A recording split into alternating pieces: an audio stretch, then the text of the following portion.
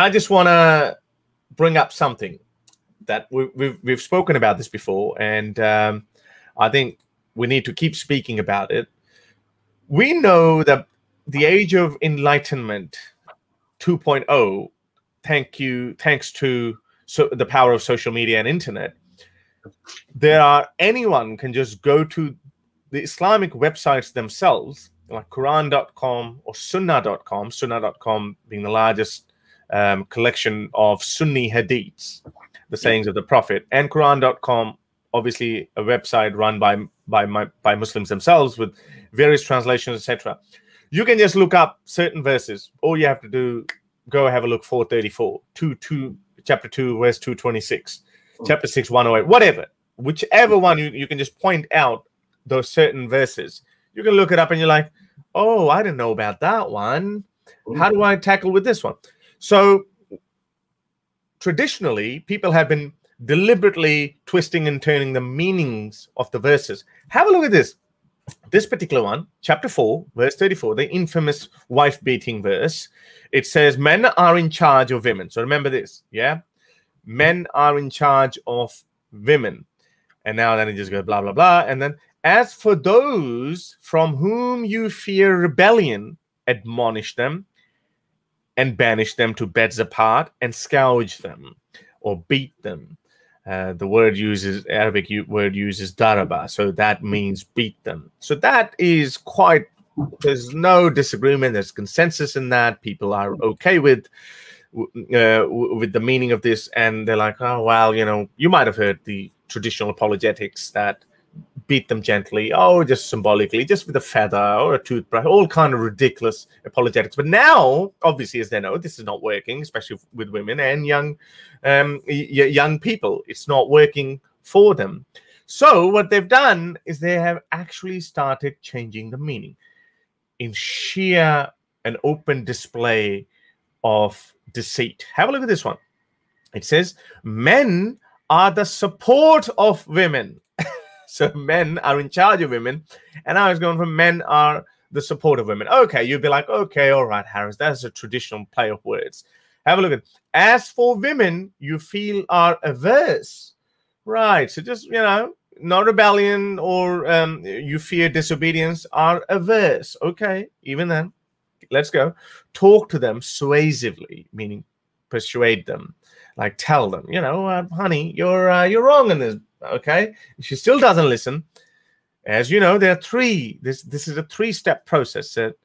Admonish them, meaning don't talk to them, don't sleep with them, and then beat them. So it's a three-strike policy of America, right? It's very similar to America. Okay, so he goes, then leave them alone in bed without molesting them. Oh, okay, all right. Second step, go to bed with them when they are willing. So just do it when they're willing. And then where's the third step of scourge them, beat them? Where is it? That's gone. Full stop. If they open out to you, do not seek an excuse for blaming them. Where's the third step gone? The beating was. Where's that gone? It's just gone, vanished in the thin air. So that is the hypocrisy that they're using. And now that as a first step, they're doing that in English. Some people have said that in some hadith websites they are taking away they're taking away the problematic hadiths. Also, some clerics have been caught on camera where they say, well, when you proselytize to women, Western women, white women, tell them about the good bits of Islam, about Islam is the most feminist religion. Islam is gives most rights to women more than any other religion, blah, blah, blah. Don't tell them about the testimony being worth half of that of a man. Don't tell them that they get less inheritance as compared to the male counterparts. Don't tell them that men can have multiple wives and not vice versa. So that it's all been caught on camera. I don't have the footage with me, but I have seen that. So that these are the tactics these guys are employing now just to fool who? All these gullible people who are not very well versed on the Quran or the Islam or the Islamic theology. So, well, thanks to, again, social media, the time's up. They can't fool people anymore.